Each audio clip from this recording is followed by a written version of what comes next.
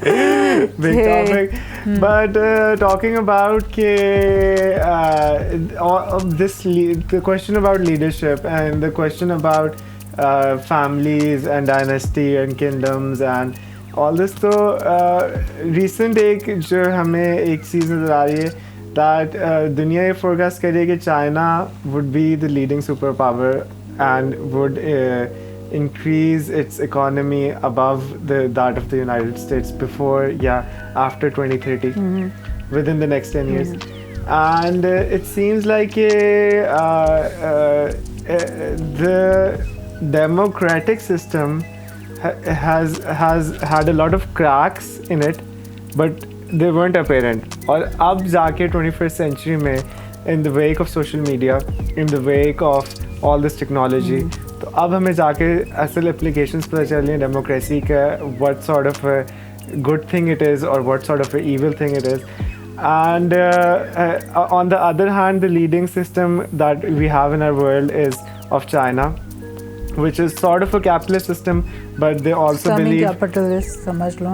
Semi-capitalist, but they believe in their own socialist ideology, and they have this one party, which means that they can have a policy now, which they can follow for अगले 10 साल के लिए वही वो policy follow करेंगे, अगले 20 साल के लिए भी, अगले 30 साल के लिए भी. They have their plan, and one party is ruling, so they have their own single ideology. On the other hand, अगर आप अमेरिका को देखते हो तो अमेरिका में ऐसे लग रहा है कि जो बाइडेन आए तो कोई और पॉलिसी है, ओबामा आए तो कोई और पॉलिसी है, ट्रम्प आए तो बिल्कुल ही 100% डिग्री शिफ्ट हो जाएगी. तो and plus there is a big divide in the American population. आजकल जो divide है American population, that is the most divided it has been. And इससे पहले एक civil war हो सकती थी. So इससे पहले जो है इतने जब divided थे तो civil war हुई थी अमेरिका के अंदर, जब भी लिंकन वगैरह, जब अमेरिका का सारा situation. तो what we're trying to say is कि and plus अभी जो सबसे recent जो कैपिटल हिल के ऊपर अटैक हुआ है, which is the main Congress, उनके कैपिटल हिल पे जब अटैक हुआ है तो उनके कांग्रेसमैन जो हैं उनको उन्होंने पिन पॉइंट किया हुआ था, उनको अगर थोड़ा सा आगे पीछे होता तो उनको मार देते. उनके ऑफिसेस तक पहुंच गए थे मगर उनको मिले नहीं, वो उतनी देर में एस्केप कर चुके थे. तो पॉइंट सेइंग कि China is laughing upon the Americans कि look at your democracy, this could never have happened in China. Look at our policies, मतलब कि look at how we're progressing, look at our technology, look at everything that we have. And what do you have? You have these big 5-10 companies, Amazon, Facebook, Google, which are supporting the American nation. And you have this big investment organizations like BlackRock, which is supporting the whole economy. One single organization has more budgets and more investment than the whole of economy. So, what do you think about the next coming era, and what do you think about democracy?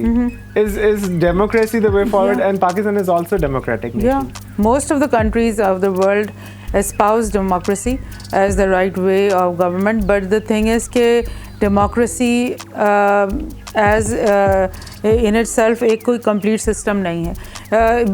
कहने को तो अगर उसकी आप definition देखो तो बड़ी ideal है, बड़ी अच्छी है, मतलब for the people, with the people, by the people, but जब प्रैक्टिकली आप उसको करते हो, जब आप इलेक्टोरल सिस्टम को देखते हो, जब आप उसके लूप होल्स को देखते हो, इतने ज़्यादा हैं कि उसमें हमेशा नेगेटिव फैक्टर्स, नेगेटिव लोग हमेशा ऊपर आते हुए हमें हर मुल्क में दिखाई दिए.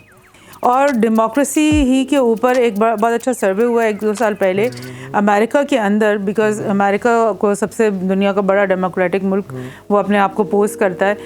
तो वहाँ पे उन्होंने एक सर्वे किया जिसमें उन्होंने 2300 प्लस पिछली जितनी भी लेजिस्लेशन सामने कांग्रेस में पेश की गई थी ना, उनका उन्होंने पूरा वो सर्वे किया और उन्होंने बोला कि 99% वो जो कि पब्लिक लोगों की भलाई के लिए लेजिस्लेशंस थी उनको ना सुना गया और ना ही उनको अप्रूव किया गया, और 99% वो वाली अप्रूव हुई जो कि बड़ी कंपनीज टैक्स उनके बचाने के लिए या वो लॉबीज़ के थ्रू जो आती हैं किसी उसमें। तो मतलब उस रिपोर्ट ने साबित किया कि people are totally fed up of democracy because people think the only time that they have the power of vote is on the election day. ना ही उससे एक दिन पहले उनके पास कोई पावर होता है, ना ही उससे अगले दिन उनके पास कोई पावर होता है। बस वोट देने वाले दिन बस बहुत वो नारे लग रहे होते हैं कि जी सारा पावर लोगों के पास है। तो ये हालात हैं। और दूसरी तरफ आप देख रहे हो कि रशिया दोबारा से इतना स्ट्रेंथ पकड़ रहा है पूरी रीजनल पॉलिटिक्स के ऊपर, वो अपना उसका वो आ रहा है, और उसमें एक पुतिन जो है वो उसकी तीसरी या चौथी हुकूमत है। इसी तरह आप टर्की में देख रहे हो अर्दोगान की तीसरी या चौथी हुकूमत है, और चाइना में आपने खुद एग्जांपल दी कि इस तरह से है। इजराइल एक स्ट्रॉन्ग कंट्री है, उसमें नेतन्याहू की 4th या 5th टर्म, अब ये 5th आई थिंक शुरू होगी ये वाली टर्म। तो मतलब या तो कुछ ना कुछ स्टेबल फैक्टर चाहिए किसी भी मुल्क को आगे, या तो उसमें कोई डीप स्टेट होता है या फिर उसको एस्टैब्लिशमेंट कहते हो आप, कोई तो चीज़ है जो पॉलिसीज़ को टेक फॉरवर्ड कर रही है ना। अगर आपने यहाँ पर 2 साल बेनज़ीर रही, 2 साल नवाज शरीफ रहा, 2 साल ये रहा, तो पॉलिसी बनाने का टाइम ही नहीं है, थिंकिंग का तो प्रोसेस का टाइम ही नहीं है। मतलब एक पूरी नेशन को आपने आगे लेके जाना है, तो वो एक दिन की प्लानिंग से तो नहीं होता। तो अब जैसे लाइक ये सिर्फ पाकिस्तान का डिलेमा नहीं है कि people are not satisfied with their elected people think के मतलब अब नैब में हर एक की पेशी हो रही है, सिटिंग गवर्नमेंट के लोगों की भी पेशी हो रही है, पिछली गवर्नमेंट्स की भी हो रही है, तो सेटिस्फैक्शन कैसे मिलेगी? अब ये वो सोशल, जैसे आप बोल रहे हो सोशल मीडिया का वो टाइम है जिसमें एवरीबडी नोज एवरीथिंग। आज एक खबर हर बंदे के मोबाइल पे आ जाती है, तो अवेयरनेस बहुत ज़्यादा हो गई है। एवरीबडी नोज कि यार ये भी इतना करप्ट है, ये भी इतना करप्ट है, ये भी इतना करप्ट है, और हमसे ये एक्सपेक्ट किया जा रहा है कि हम डेमोक्रेसी को पसंद करें। ये वाली शक्ल डेमोक्रेसी की, या तो आप उसको बहुत ज़्यादा लाइक क्या करो, मोल्ड करो, बहुत सारी उसके इर्द गिर्द वो चीज़ें बनाओ, एक वेब बनाओ जिससे वो डेमोक्रेसी कोई गलत काम ना कर सके। बिकॉज इस तरह आप खुला हम छोड़ दोगे, आप बोलोगे कि मैट्रिक पास भी चलेगा, आपका मैट्रिक पास आदमी यहाँ पर बैठ कर पार्लियामेंट में लेजिस्लेशन करेगा, लॉ मेकिंग करेगा। बात से अक्लमंद है, मैट्रिक पास भी ना हो और तो फिर then you know and I know that Pakistan में इलेक्शन लड़ने के लिए आपको 10-15 करोड़ रुपया चाहिए। तो एक शरीफ आदमी, एक पढ़ा लिखा आदमी, एक professional, how do you expect कि वो आकर के इलेक्शन लड़ेगा? तो कौन लोग लड़ेंगे? It's not in just in Pakistan, America के अंदर भी सिस्टम है कि the time the president comes he has only 3-4 months कि वो अपनी पॉलिसी करे। कोई भी उसने नई पॉलिसी लेकर आनी है, पहले उसके पास 3-4 मंथ्स है। After those 3-4 months he has to go into the primaries, he has to get re-elected। अगर वो प्राइमरीज के अंदर नहीं सक्सीड किया तो उसको इलेक्शन के अंदर नहीं खड़ा करेंगे। अगर वो इलेक्शन के अंदर सक्सीड नहीं हुआ तो all his struggle is around getting elected the next time। तो where are the policies? He cannot actually they don't get enough time to tell about the policies, and पूरी आवाम पहले उठ पड़ती है कि what are you doing, ये क्यों हो रहा है, वो क्यों हो रहा है। Another thing I wanted to talk about is how do I think America is failing? One of the interesting facts is when they want to make peace in Syria, they don't want to involve America because उनको लगता है कि अगर America को involve करेंगे तो और जंग बढ़ेगी। Why not get Russia and China and let's sit together and make some peace? Why not get Turkey in the discussion as well and make peace? Now there is this big problem. This is the imperialist ideology और जो western ideology है ना, that is to keep specific countries fighting with each other. We all know about the Sunni and Shia divide, and we all know about the Yemen war that has been going on.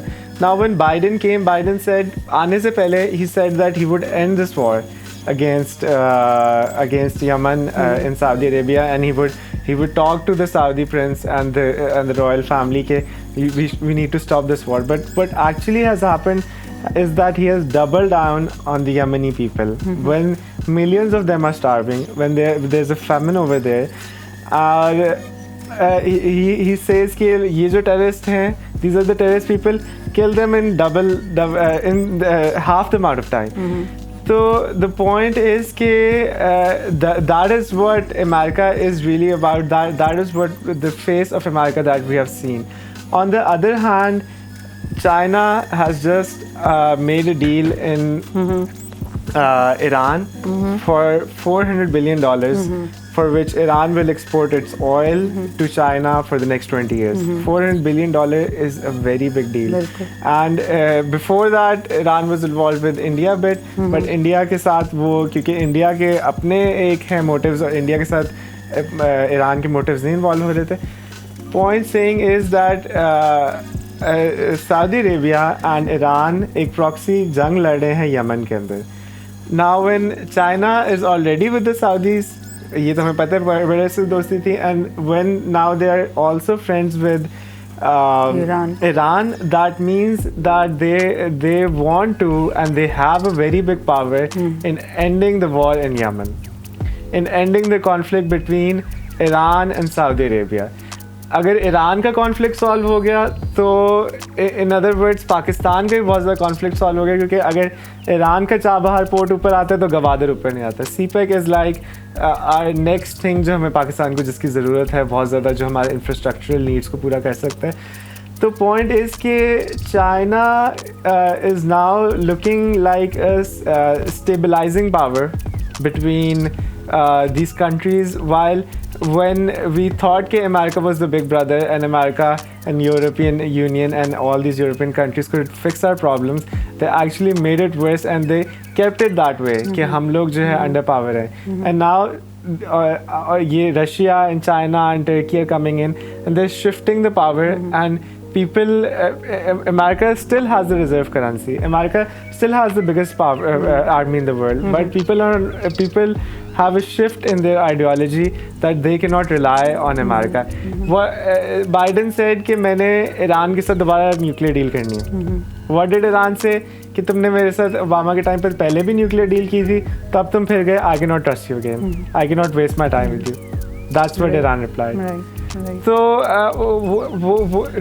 could you explain to me कि कैसे ये geopolitics थोड़ी change हो रही है? Maybe I've talked about Iran. You could talk about Turkey or some other country which you think. But how do you think the power of the power of the UN and the power of the USA ये जो अगले कुछ सालों में this would vanish? जो American और उसके जो एलाइज़ हैं, जिनमें सबसे बड़ा एलाई ब्रिटेन है और फ्रांस उनका एलाई है, इन लोगों ने ये पॉलिसी, इवन दो कि वर्ल्ड वॉर 2 के बाद इंडिपेंडेंस मुल्कों को मिल गई थी, लेकिन इन्होंने अपनी जो इम्पीरियलिस्ट वो लस्ट है ना, जिसकी या इम्पीरियलिस्टिक माइंडसेट है, जिसमें वो समझते हैं कि we are the super powers और we are the big powers, और फिर वो समझते हैं कि we can devour upon the small countries. हम इनके ऊपर जाकर इनके ऊपर इम्पोज करके अपनी मर्ज़ी, क्योंकि हम सोल सुपर पावर हैं, हम इतना वो हैं, तो हम यूनिलैटरल, जिसको कहते हैं ना, यूनिलैटरली आप आकर अपनी मर्ज़ी इम्प्लीमेंट कर सकते हो एक जगह पर. आप उसको बोलोगे कि फ्री मार्केट कैपिटलिज्म का ज़माना है, तुम लोग अपनी मार्केट्स खोलो, हमारी कंपनीज़ को आने दो, हमें टैक्स फ्री हमें काम करने दो, और अपना तुम लोग रॉ प्रोडक्ट बनाओ, हम बनाएंगे वो वाले प्रोडक्ट. तो ये वाला जो माइंडसेट है ना, sadly you can say for the US and their allies, कि वो इस माइंडसेट से निकल नहीं पाए. अभी तक वो निकल नहीं पाए, अभी तक वो इस रियलिटी को नहीं समझ में पाए कि चाइना ने एक दूसरा मॉडल दुनिया में सेट कर दिया है. चाइना जब अफ्रीका में आता है तो सबसे पहले वो उनके लिए स्कूल्स, हॉस्पिटल्स और ब्रिजेस बनाता है.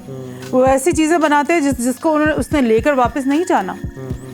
फिर वो उससे उनके साथ ये डील्स करता है। इस तरह से वो जो भी पाकिस्तान के साथ जो उसने किया है सीपैक का, जो बेल्ट एंड रोड का फ्लैगशिप प्रोजेक्ट कहलाया जाता है, उसमें there are multiple power plants in the whole network. उसमें बहुत सारे इंडस्ट्रियल हब्स बनेंगे, उसमें बहुत सारे वो पावर प्लांट्स बनेंगे, कोल के भी, हाइड्रल के भी, और मतलब एक पूरे मुल्क में, पूरे KPK और बलूचिस्तान के अंदर एक मोटरवेज का नेटवर्क बन रहा है बहुत तेज़ी से। तो मतलब we can see over here कि what China is giving us are things that are going to be ours. वो सड़क तो उठाकर चाइना वापस नहीं लेकर जाएगा ना। तो हमें ये फील होता है कि हमारे साथ प्रोपेगेंडा तो बहुत हुआ है कि जी चाइना अब टेक ओवर कर रहा है, ये नई ईस्ट इंडिया कंपनी बनकर आ रहा है, लेकिन चाइना इक्वल लेवल पर बात करता है।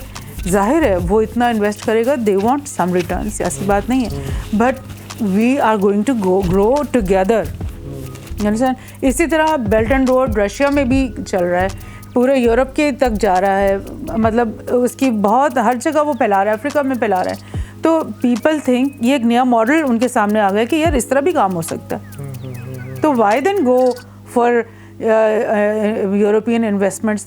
वो जो FDI लेकर आते हैं तो वो तो कहते हैं कि मार्केट खोलो पहले अपनी। अब इंडिया में यही तो हुआ है, इंडिया में एग्जैक्टली ये हुआ है कि फार्मर्स जो रिवॉल्ट हो रहा है, प्रोटेस्ट जो इतना लंबा, उसके पीछे यही है बिकॉज इन्होंने ये कैपिटलिस्ट कैंप में आए हुए हैं 91 से, और ये जो है बड़ी मुश्किल से खोलते हैं, लेकिन ये जब भी अपनी मार्केट को खोलते हैं इनके लिए तो इनको नुकसान होता है। फार्मर्स को उन्होंने ये बोला कि अब से जो है ना तुम लोगों को अपनी उसकी फ़िक्र नहीं होगी पैसों की ना, वो हम पहले से ही तय कर देंगे। बड़े बड़े फर्म्स आएंगी, वो पहले से ही तुम लोगों के साथ ना वो पैसे तय कर लेंगे और तुम्हारा माल उठा लेंगे। Which is actually good thing for you guys, और वो कह रहे हैं कि what are you saying, this not a good thing for us। मतलब फ्रीडम खत्म हो गया ना आपका, आपका पहले से ही आपको वो बड़ी बड़ी कंपनीज आएंगी, कॉर्पोरेट्स, और वो आपके यही तो करती हैं, कैपिटलिज्म यही तो करता है ना। तो this is what is happening कि फार्मर्स हालांकि इंडिया के लिटरेट तो नहीं है, लेकिन उनको भी समझ में आ रहा है कि यार हमें ये लूट के लेके जाना चाह रहे हैं। तो फिर दुनिया में पूरे जो अब चाइना ने ये किया, एशियन डेवलपमेंट बैंक और एक और बनाया बैंक, 2-3 बैंक्स बनाए जिसके थ्रू अब सारे country to country belt and road की सारी इन्वेस्टमेंट्स होंगी और वो होगा। तो अब वो एक अल्टरनेट बास्केट भी बन रही है फाइनेंसिंग के लिए भी। तो people are every day feeling more and more कि हमें ज़रूरत ही नहीं उनकी। तो फाइनेंशियली भी I would like to add कि इट सीम्स लाइक कि अमेरिका का जो कि रिज़र्व करेंसी है, डॉलर जो है वो दुनिया की रिज़र्व करेंसी है, एंड दैट इज़ बिकॉज कि अमेरिका की जो है ना military power, America is controlling also the oil, मतलब कि all the big oil players have American army supporting their backs. Plus, America has this big military industrial complex around the world, which is used to enforce its own power. So, being that they have this dollar that is the reserve currency of the world, and ये एक बात what really troubles me is कि if the first time I was shocked about hearing that 35% of the dollars that have been printed in the last 5 years. This was when the first the Trump era, but the first stimulus check, and we saw ke first what? Stimulus check that that he gave. So we America is spending $27 trillion in 1 year on its economy. It has printed $7 trillion for bailing out coronavirus के जो funds हैं वो Trump कह रहा है कहते. Point is कि what if that money was given to some poor countries, like all of our debt is around $30 billion, $40 billion maximum. मतलब कि you could bail out whole of the world in that money. But the point is कि when you print money, आपकी पूरी आवाम बैठी हुई घर में और आप पैसे छापी जा रहे हो. पैसे जो आप छाप रहे हो वो आप छाप रहे हो जो कि प्रोडक्ट्स पहले से बने हुए हैं, कोई प्रोडक्ट नए बन नहीं रहे. तो एज सून एज जब वो प्रोडक्ट वो पैसे से ख़रीदना शुरू करेंगे प्रोडक्ट्स कम होते जाएंगे, तो एक टाइम पे इन्फ्लेशन होना शुरू हो जाएगी. Inflation is coming. Then he gave the second stimulus check, and then we heard that 60% of the money that is in circulation is coming from has been printed in the last year. We see that the prices of gold have been manipulated for the last 10 or 20 years. As soon as the pandemic hit, record prices gaye hain. And now the prices are falling back. Is it representing the market? No, it's not representing the market. It's their own games that they have been playing. When the first stimulus check was launched, Bitcoin was at $35,000. Bitcoin has seen $6,000 jump in one day. When the second stimulus check was there, we saw Bitcoin at $60,000. Bitcoin is a currency which cannot be manipulated by all of these corporations. So what we're seeing is that America is exporting its own failure towards the whole world. और एक image मेरे जहन में आता है कि all of the people all around the world have to work more harder, have to do extra time for less money. And who is benefiting from all this when the inflation comes? America is exporting its inflation all over the world.